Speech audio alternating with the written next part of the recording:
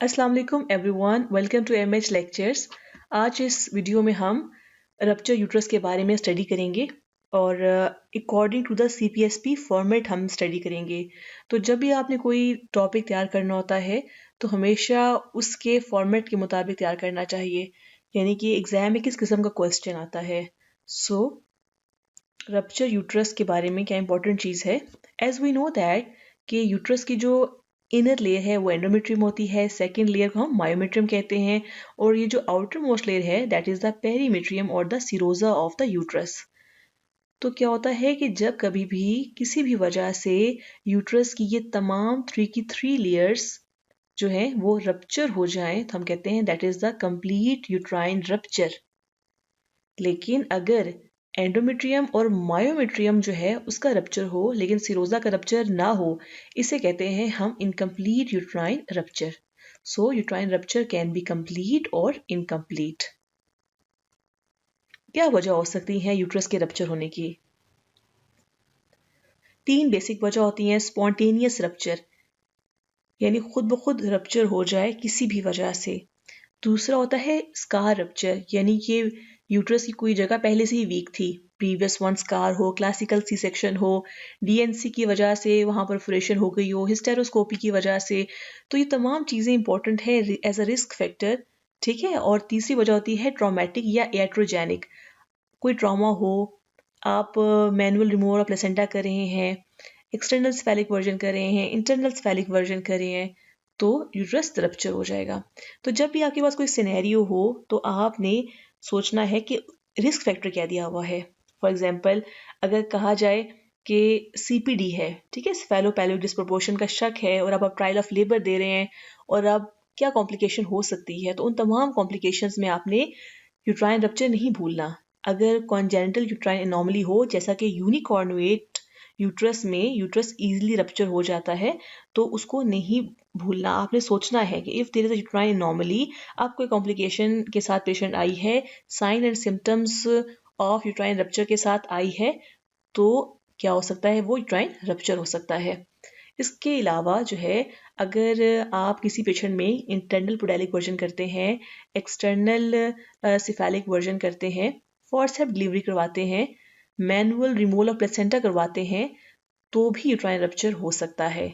और इसके अलावा इंडक्शन को आपने नहीं भूलना। अगर किसी पेशेंट को आपने ऑक्सीटोसिन के साथ इंडक्शन दी, या इसके अलावा जो है वो प्रोस्टाग्लैंडिन के जरिए इंडक्शन दी, और उसकी वजह से क्या होगा, यूट्राइन हाइपर स्टिमुलेशन होगी। यूट्राइन हाइपर स्टिमुलेशन की वजह से यूट्रस रप्चर कर सकता है।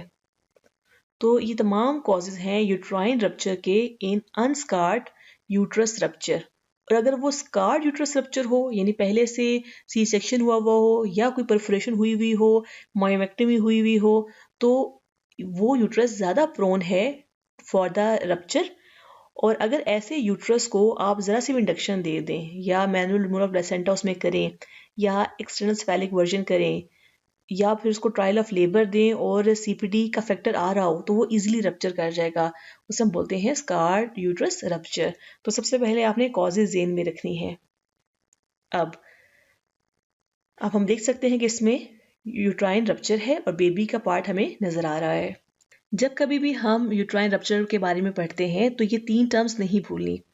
सबसे पहले जब भी यूट्राइन रप्चर होता है, उससे पहले कुछ साइंस होते हैं स्पेसिफिक, जिसे हम ये पता लगा सकते हैं कि रप्चर तो यूट्रस नहीं होने वाला। तभी हम पेशेंट को ट्रायल ऑफ लेबर जब देते हैं या फिर हम इंडक्शन देते हैं, तो हम मॉनिटरिंग चार्ट बनाते हैं जिसमें हम पेशेंट की pulse, BP, fetal heart rate, palpables check कर रहे होते हैं। तो किसी पेशेंट की अगर पल्स टैकी में आना शुरू हो जाए और जो है पैल्पेबल्स स्ट्रॉन्ग हो जाएं, कॉन्ट्रैक्शन स्ट्रॉन्ग आ रही है पेशेंट को, टैकी में पल्स है, वेजिनल ब्लीड यानी शो हमें हैवी फील हो रहा हो, और सीटीजी में एबनॉर्मलिटीज आ रही हों। स्पेसिफिक कौन सी होती हैं कि लेट डिसलरेशंस या वेरिएबल डिसलरेशंस जो कि प्रोलॉन्ग हो, तो हम कहते हैं कि अब यूट्रस की बस हो गई है। यानी अगर आपने कोई अब इंटरवेंशन ना की तो यूट्रस जो है वो रप्चर हो जाएगा और बेबी क्या हो जाएगा, आर पार। सो सबसे पहले इंपॉर्टेंट चीज़ है पेंडिंग यूट्राइन रप्चर, जिसे इमिनेंट यूट्राइन रप्चर भी कहते हैं, और उसके बारे में बहुत क्वेश्चंस आते हैं। हम इसके बारे में आगे सिनेरियो देखेंगे। अब अगर पेंडिंग यूट्राइन रप्चर को आपने पिक नहीं किया तो क्या हो जाएगा, या तो कंप्लीट यूट्राइन रप्चर हो जाएगा या इनकम्प्लीट यूट्राइन रप्चर हो जाएगा। दोनों में क्या फ़र्क है? इनकम्प्लीट यूट्राइन रप्चर में एंडोमेट्रियम मायोमेट्रियम जो है वो डिस्टर्ब हो जाते हैं, जबकि सिरोजा जो है outer most layer of the uterus वो इंटैक्ट रहती है। जबकि जो हमारे पास कंप्लीट यूट्राइन रप्चर है उनकी तीनों लेयर्स का आपस में ताना बाना खत्म हो जाता है, यानी कंप्लीट जो है वो डिसरप्शन हो गई है। तो क्या होगा कि अब इसमें तो फीचर्स क्या थे कि सीटीजी एबनॉर्मेलिटीज थी और यूट्राइन कॉन्ट्रैक्शंस मौजूद थी जो सिवियर थी। लेकिन जैसे ही मायोमेट्रियम का आपस में कनेक्शन खत्म होता है तो क्या होगा कि यूट्राइन कॉन्ट्रैक्शंस खत्म हो जाएंगी, तो वो जो रेगुलर कॉन्ट्रैक्शंस थी, रेगुलर पेन्स थी, वो कन्वर्ट हो जाएंगी इनटू द कॉन्टिन्यूस पेन। तो जब भी कॉन्टिन्यूस पेन होना शुरू हो गई और रेगुलर पेन्स खत्म हो गई, ठीक है, तो लेबर पेन्स रेगुलर इंटरवल्स पर आती हैं due to the contraction of the myometrium. अब रेगुलर पेन्स नहीं आ रही, कॉन्टिन्यूस पेन आ रही है, इसका मतलब है या इनकम्प्लीट रप्चर हो गया है या कंप्लीट रप्चर हो गया है। इनकम्प्लीट रप्चर और कंप्लीट रप्चर में कैसे फ़र्क हम करेंगे कि कंप्लीट रप्चर में बेबी का या तो बेबी पूरे का पूरा बाहर होगा या कोई फिटल पार्ट बाहर होगा जो हम पीए पे इजीली जो है वो पेल्पेट कर सकते हैं। जबकि इनकम्प्लीट यूट्राइन रप्चर में क्या होगा कि अभी सिरोजा इंटैक्ट है, तो बेबी जो पार्ट्स हैं वो आप एब्डोमिनली एज सच फील नहीं कर सकते और क्या हो जाएगा, लोकलाइज्ड टेंडरनेस होगी। अब जब यहाँ पर लोकलाइज्ड टेंडरनेस होगी तो हमें पता है कि प्लेसेंटल एब्रप्शन का जो की पॉइंट है वो लोकलाइज्ड एब्डोमिनल टेंडरनेस है। तो जब ऐसा कोई केस आता है ना कि दाई हैंडल केस है, पेशेंट का बीपी ड्रॉप कर गया है या कोई मसला बन गया है इस तरह से, तो और उसमें अगर वर्ड डाल दें कि लोकलाइज्ड एब्डोमिनल टेंडरनेस तो सारे के सारे प्लेसेंटल एब्रप्शन पर टिक लगा देते हैं, जबकि हम ये सोचते ही नहीं है कि यूट्राइन रप्चर भी हो सकता है, बिकॉज यूट्राइन रप्चर की जो एटिपिकल प्रेजेंटेशन है उसमें लोकलाइज्ड एब्डोमिनल टेंडरनेस आता है। सो आगे जाके हम डिस्कस करेंगे इन तमाम चीज़ों को, इन तमाम पॉइंट्स को। Just you should know that एक होता है पेंडिंग यूट्राइन रप्चर, एक होता है कंप्लीट और एक होता है इनकम्प्लीट। अच्छा, अगर बताएं कि प्रीवियस वन स्कार हो, ठीक है, पहले ऑपरेशन पेशेंट का हुआ वो, और वो हमारे पास आई है, हम उसका वी बैक करने लगे हैं, ट्रायल ऑफ लेबर दिन लगे हैं, ठीक है, विजाइनल बर्थ आफ्टर सिजेरियन हम सोचने लगे हैं और हम उसको ट्रायल ऑफ लेबर दे रहे हैं, हम उसकी मॉनिटरिंग करेंगे। अगर उसकी मॉनिटरिंग में पेंडिंग यूट्राइन रप्चर के क्या फीचर्स होंगे, सीटीजी एबनॉर्मलिटीज आना शुरू हो गई हैं, स्कार टेंडरनेस पॉजिटिव है, टैकी में पेशेंट जा रही है तो हम कहेंगे मैम ये तो स्कार टेंडरनेस पॉजिटिव आ रही है, टैकी में तो पेंडिंग रप्चर होने वाला है। और ये जो पेंडिंग यूट्राइन रप्चर है, अगर प्रीवियस वन स्कार हो, प्रीवियस वन स्कार वाली जगह खुल जाए, ठीक है, मायोमेट्रियम खुल जाए लेकिन सिरोजा अगर इंटैक्ट हो, तो प्रीवियस वन स्कार के केस में उसे हम क्या बोलते हैं, स्कार डाइसेंस या इनकम्प्लीट यूट्राइन रप्चर। आगे जाके हम इनको देखते हैं। सबसे पहले यूट्राइन रप्चर टिपिकल प्रेजेंटेशन क्या होती है, एक पेशेंट है ईआर में आई और वो शॉक के साथ है, ठीक है, कोलैप्स्ड पेशेंट है। फ़ौरन से आप कैसे स्टार्ट करते हैं, आप फ़ौरन से पेशेंट से हिस्ट्री लेते हैं, उसके घर वालों से भी क्या हुआ है, वो कहते हैं कि जिसको प्रेगनेंसी है और अब ये एकदम से बेहोश हो गई है। तो क्या होगा कि आप सबसे पहले क्या चेक करेंगे, पल्स। अगर पेशेंट की जो पल्स है वो टैकी में है और 120 बीट्स पर मिनट है, फिर आपने सेकंड नंबर पे चेक किया उसका बीपी, और बीपी जो है वो 80-60 है, 80-40 है, यानी पेशेंट तो बहुत शॉक में है। तीसरा पॉइंट क्या है कि आपने फ़ौरन से पेशेंट का पीए किया, तो पीए में अगर आपको फीटल पार्ट्स जो हैं वो पैल्पेबल्स हैं, और जाहिर सी बात है अगर यूट्राइन रप्चर कंप्लीट है तो मोस्टली पेशेंट जो है उसमें बेबी जो है वो डेड होता है, तो फीटल हार्ट रेट एब्सेंट होंगे, ठीक है, आपको मिलेंगे ही नहीं, या फीटल डिस्ट्रेस होगा। That is very important point. First sign of complete uterine rupture क्या होता है, फीटल डिस्ट्रेस, ये भी पूछते हैं। और एक जगह से यूट्रस रप्चर हुआ है, जो बाकी यूट्रस है वो इकट्ठा कॉन्ट्रैक्ट एक जगह पे आपको मिल सकता है। तो हम इसे क्या कहेंगे, that is the complete uterine rupture, that is the typical presentation. अब एक और केस है, एक पेशेंट आपके पास ईआर में आती है और आपने फौरन से उसका पल्स चेक की और पल्स जो है वो टैकी में है, बीपी चेक किया, बीपी कम है, यानी पेशेंट शॉक में है। अब आपने जब उसका पीए किया तो अगर पेशेंट जो है वो रिस्पॉन्ड कर सकती है, वो बता सकती है और आपको लोकलाइज्ड एब्डोमिनल पेन और टेंडरनेस मिल रही है और सीटीजी पे फीटल डिस्ट्रेस आ रहा है, या अगर बेबी जो है वो आईयूडी हो गया है तो आपको फीटल हार्ट रेट्स मिलेंगी नहीं, तो हम कहते हैं it is the incomplete uterine rupture, this is atypical presentation. अब इसमें हमें कैसे पता चलेगा कि ये प्लेसेंटल एब्रप्शन है या इनकम्प्लीट यूट्राइन रप्चर है? तो हिस्ट्री इंपॉर्टेंट है। अगर हम ये कहें कि एक पेशेंट ईआर में आई है और वो दाई हैंडल केस है, दाई ने क्या किया होगा? दाई ने ऑक्सीटोसिन दी होगी, या दाई ने ब्रिकी रख दी होगी, या दाई ने प्रोस्टाग्लैंडिन E2 रख दी होगी और बच्चे का आने का इंतजार किया होगा। ना पार्टोग्राफ ड्राइव किया होगा, ना ही जो है कोई मॉनिटरिंग चार्ट होगा, ना सीटीजी होगी। तो क्या होगा कि उस केस में यूट्राइन कॉन्ट्रैक्शन ज्यादा होंगी और यूट्रस रप्चर हो गया होगा। या फिर जो है कोई भी ऐसा केस जरा प्रीवियस वन स्कार और घर में ट्रायल ऑफ लेबर ले रही थी, तो हमने फिर क्या सोचना है? ऐसा पेशेंट जब आपके पास आया और localised abdominal pain and tenderness है, तो यूट्राइन रप्चर को हम सोचेंगे।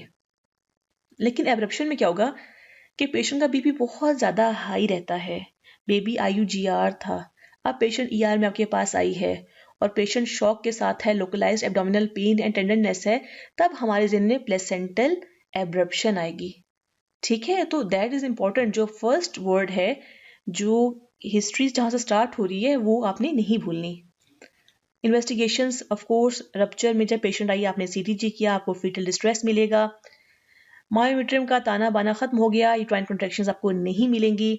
तो अक्सर लोग कहते हैं कि जी यूट्राइन रप्चर की एक ही प्यारी बात है कि पेशेंट को सडन पेन खत्म हो जाती है। वो उसी वक्त तो पेन खत्म हो जाती है क्योंकि कॉन्ट्रैक्शंस खत्म हो गई हैं, लेकिन वो जो रेगुलर कॉन्ट्रैक्शन थी वो कॉन्टिन्यूअस पेन में कन्वर्ट हो जाती हैं। ठीक है, और आप अल्ट्रासाउंड करवाएंगे तो आपको ब्लड ही ब्लड मिलेगा, और क्या होगा, बेबी आपको आउटसाइड मिलेगा या तो कोई पार्ट आउटसाइड मिलेगा। और इंट्रायूट्राइन प्रेशर कैथेटर से हम ये पता करवा सकते हैं कि क्योंकि अब यूट्रस ने कॉन्ट्रैक्ट करना छोड़ दिया है, तो प्रेशर आपको इंट्रायूट्राइन कम मिलेगा।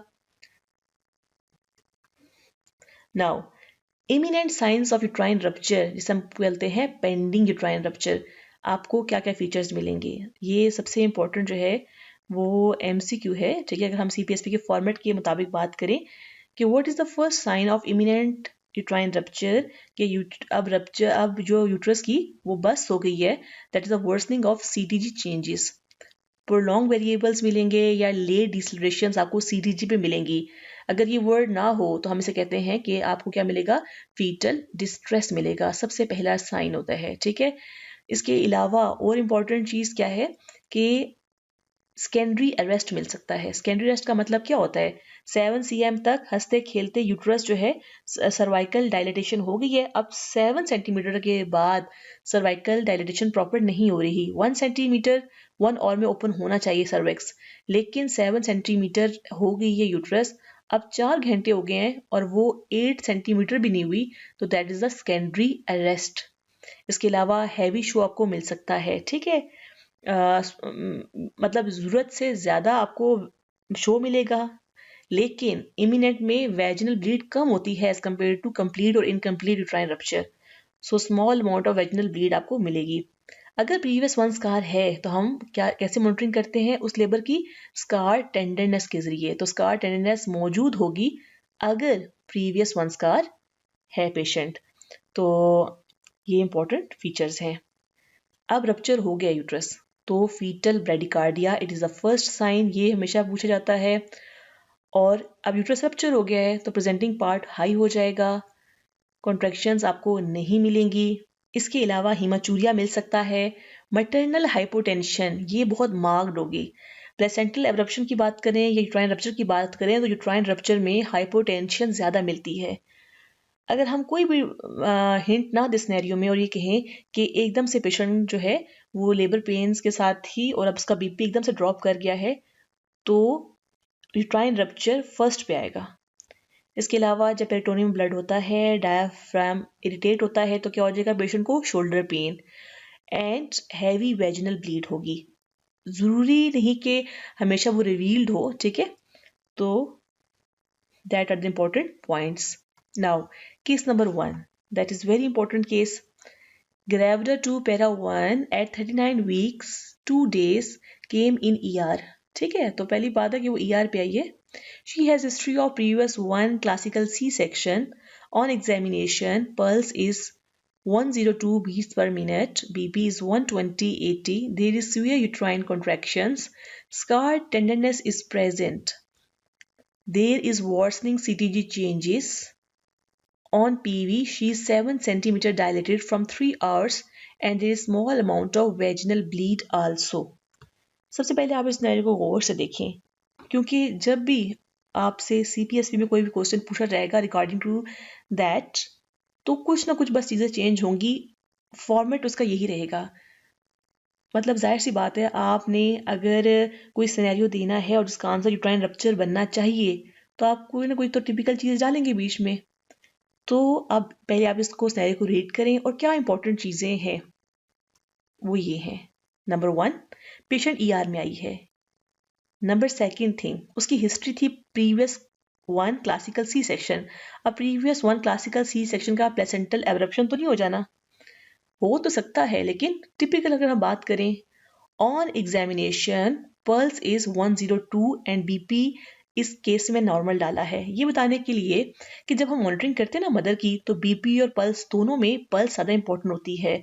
पल्स जो है वो पहले डी रेंज होती है, तो पल्स टैकी में जब ज़्यादा ऊपर जाती है और जब 30% तक ब्लड लॉस होता है मदर का, तब जाके BP कोई ड्रॉप करता है, तो तब जाके 80-60 BP आ रहा होता है. तो पल्स इज इम्पॉर्टेंट प्रिडिक्टर. हमने क्या चेक करनी है? पल्स चेक करनी है.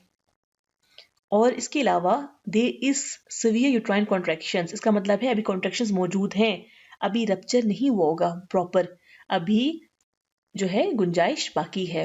Scar tenderness is present, there is worsening CTG changes. हमने क्या बात की थी? प्रोलॉन्ग वेरिएबल्स होंगे या लेट डिसलरेशंस होंगी या वो फीटल डिस्ट्रेस का वर्ड डाल सकते हैं. On PV she 7 centimetre dilated from 3 hours, तो 3 आवर्स में तो 10 सेंटीमीटर हो जाना चाहिए था, लेकिन इसका मतलब है कि ये सेकेंडरी अरेस्ट में पेशेंट चली गई है. और क्या हो, इसके अलावा वेजिनल ब्लीड भी मौजूद है. तो ये तमाम सिनेरियो क्या कह रहा है कि I am the imminent uterine rupture, और इसको पेंडिंग यूट्राइन रप्चर भी कहते हैं.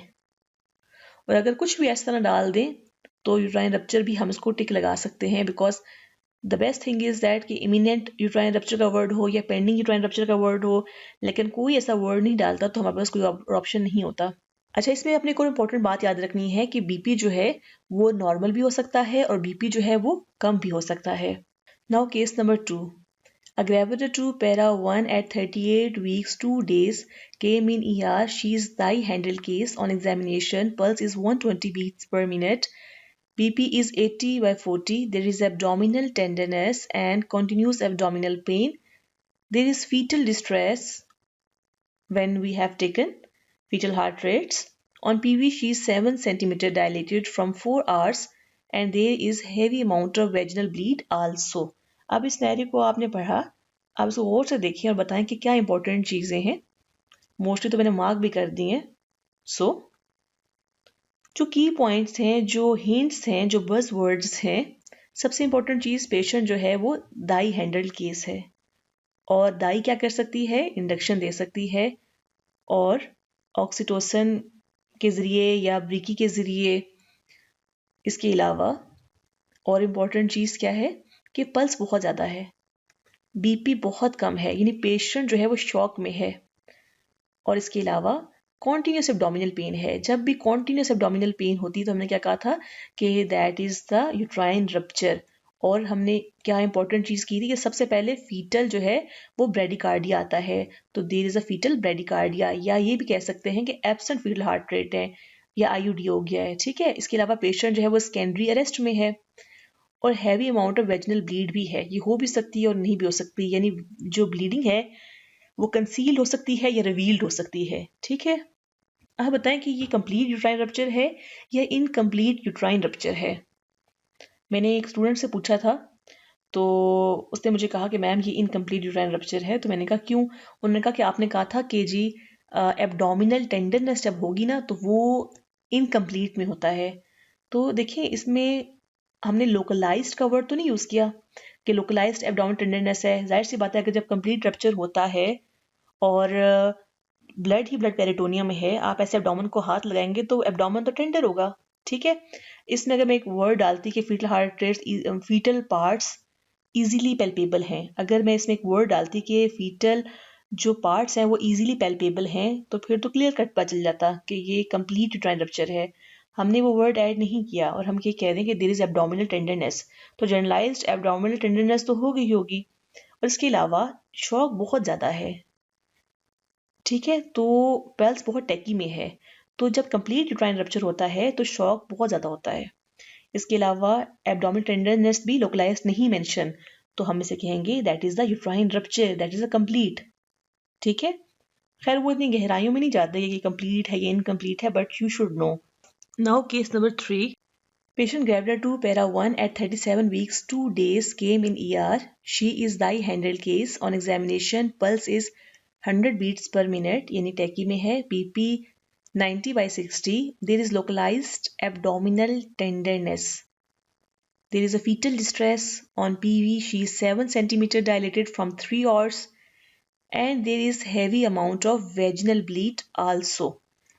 तो ये हमारे पास क्या सिनेरियो बना, बिकॉज पेशेंट की पल्स टैकी में है, वो शॉक में भी जा रही है, लोकलाइज्ड एब्डोमिनल टेंडरनेस है, फीटल डिस्ट्रेस है, और इसके अलावा जो है सेकेंडरी रेस्ट भी आ रहा है, तो यूट्रस तो रप्चर है ही है।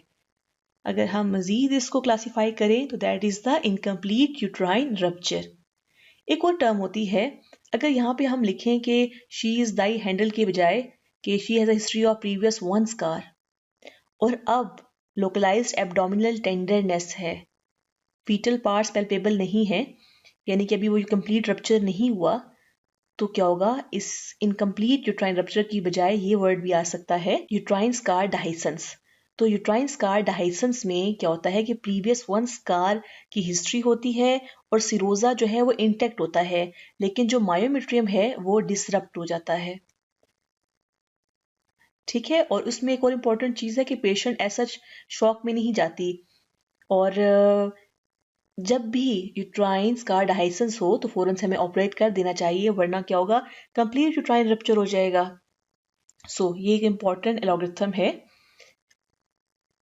Whenever there is a uterine rupture तो फीटल ब्रेडिकार्डिया होगा, मेटर्नल शॉक होगा। ठीक है, तो हाउ यू विल एंटीसिपेट, हमने बात की थी पेंडिंग यूट्राइन रप्चर की कि सीटीजी एबनॉर्मलिटीज आएंगी, कौन सी होंगी, प्रोलॉन्ग वेरिएबल्स और ले डिसलरेशंस, और इसके अलावा जो होगा सेकेंडरी अरेस्ट होगा, फेलियर ऑफ सर्वाइकल इफेसमेंट होगी, डायलिटेशन हो नहीं होगी प्रॉपर, और इसके अलावा अगर प्रीवियस वन स्कार है तो स्कार टेंडरनेस पॉजिटिव होगी। हम कैसे अवॉइड कर सकते हैं, हम एक्टिवली मॉनिटरिंग करेंगे, तभी हम एक्टिवली मॉनिटरिंग करते हैं ना। और अगर प्रीवियस वन स्कार है तो आप इसको सिम्टोम मत दें, ऑगमेंट ना करें, तभी हम ये कहते हैं कि जो प्रीवियस वन स्कार वाले को हम ऑगमेंटेशन उसकी या इंडक्शन नहीं करते। अब क्या सिम्टम्स होते हैं, हमने कहा था कि एब्डोमिनल पेन इंटरमिटेंट से कॉन्टिन्यूस में चेंज हो जाएगा, वेजिनल ब्लीड आपको मिल सकती है, शोल्डर पेन मिल सकती है, फीटल हार्ट रेट एबनॉर्मलिटीज आना शुरू हो जाएंगी, फीटल डिस्ट्रेस यानी कि, और क्या होगा कि या तो आपको फीटल पार्ट्स फील होना शुरू हो जाएंगे या फिर प्रेजेंटिंग पार्ट हाई हो जाएगा। ठीक है, बिकॉज अब यूट्रस में वो कॉम्पैक्ट तो है ही नहीं। इसके अलावा जो है ये भी हो सकता है कि पेशेंट जो है, फॉर एग्जांपल एक पेशेंट है प्रीवियस वन स्कार के साथ, ठीक है, और आपने फॉरसेप डिलीवरी करवाई। अब फॉरसेप डिलीवरी जो है वो is a risk factor for the uterine rupture. अब पहले से जो है पेशेंट प्रीवियस वन स्कार है और अब आपने उसमें फॉरसेप डिलीवरी करवा दी। अब फॉरसेप डिलीवरी के बाद पेशेंट शॉक में चली जाए और बीपी उसका ड्रॉप कर जाए, पल्स ट्रेकी में चली जाए, और ऊपर से जाहिर सी बात है जहाँ पे प्रीवियस वन स्कार था वहीं पे रप्चर होगा, लेकिन आपको अपेरेंटली यूट्रस जो है वो कॉन्ट्रैक्टेड लगे, तो अगेन आपने यूट्राइन रप्चर को नहीं भूलना। सो यूट्राइन रप्चर जो है वो सेकंड स्टेज ऑफ लेबर में हो सकता है, फर्स्ट स्टेज ऑफ लेबर में हो सकता है, थर्ड स्टेज ऑफ लेबर में हो सकता है, इवन जो है एंटीपार्टम पीरियड में भी हो सकता है। So this is again important thing. तो ये अक्सर सिनेरियो में पूछते हैं कि एक पेशेंट है, प्रीवियस वन स्कार है, ट्रायल ऑफ लेबर हम दे रहे हैं, हमने उसकी फॉरसेप डिलीवरी करवाई, मिड कैविटी जब हम फॉरसेप्स यूज़ करते हैं तो यूट्राइन रप्चर के चांसेस बहुत ज़्यादा होते हैं, स्पेशली प्रीवियस वन स्कार में। अब पेशेंट जो है अचानक जो है वो शॉक में चली गई है, तो शॉक में जाने की सबसे बड़ी वजह क्या होगी, पीपीएच। पीपीएच क्यों होगा, due to the uterine rupture. Now क्योंकि ये एक इमरजेंसी है तो we will start the story from ABC। सबसे पहले we have to call for help.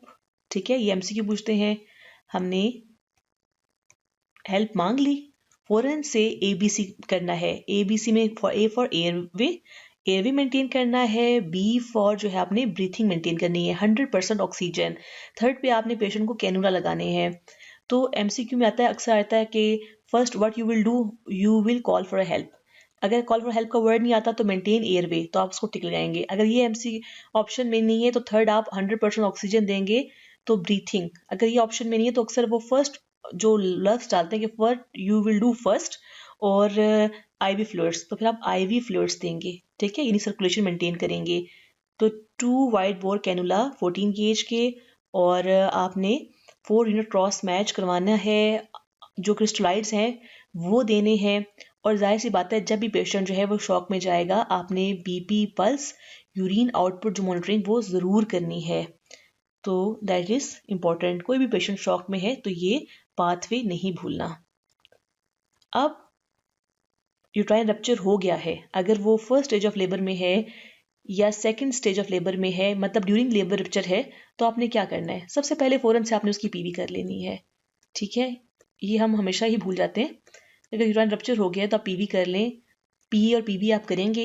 अगर PA पे आपको लग रहा है कि हेड इंगेज है तो आप PV करें, और अगर PV पे आप लग रहा है कि फीटल हेड जो है वो 0 से नीचे है, यानी +1 पे है, +2 है, +3 है, तो फ़ौरन से आप उसको डिलीवर करें, यानी आप फॉरसेप डिलीवरी करें। अगर MCQ में आ जाए कि पेशेंट का यूट्राइन रप्चर हो गया है और बेबी का जो हेड है वो +3 पे है, तो फिर आप उसको C सेक्शन तो नहीं निकालेंगे, आप सबसे पहले बेबी को क्या करेंगे, फॉरसेप्स की मदद से निकाल लें। लेकिन अगर बेबी IUD हो गया तो बेबी को भी छोड़ें, आप मदर को ऑपरेशन थिएटर लेके जाएं और पहले मदर को सेव करें। तो depend upon the scenario. So how the story begins.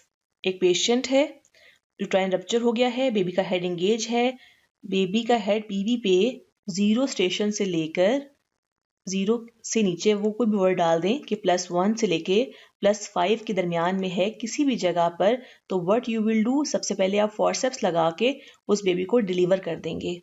लेकिन बेबी का हेड हाई है, PA भी हाई है, तो फिर PV को तो फायदा नहीं है ना, वो तो है ही हाई। हम उसको ट्रांसफर करेंगे टू द थिएटर। क्या करेंगे? लेप्रोटमी करेंगे उसकी। ठीक है, और कॉन्सेंट लेना है पेशेंट का हिस्टेरेक्टमी का भी, क्योंकि हमें नहीं पता कि हम यूट्रस को बचा सकते हैं या नहीं बचा सकते।